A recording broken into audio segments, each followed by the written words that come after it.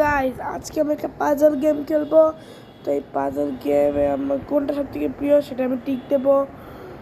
তো who is my favourite food, মানে আমার প্রিয় খাবার কি? অবভিয়াসলি আমার প্রিয় খাবার হচ্ছে বার্গার। তো আমি এটা টিক দিয়ে দিলাম। ওকে, এটা দিয়ে দিয়েছি। Who is my favourite person, আমার সব থেকে প্রিয় মানুষকে। এখানে আমার ফ্রেন্ড আছে, আর তারপর আমার মম অ্যান্ড ড্যাড আছে। তো আমি দেব ফ্রেন্ড। না,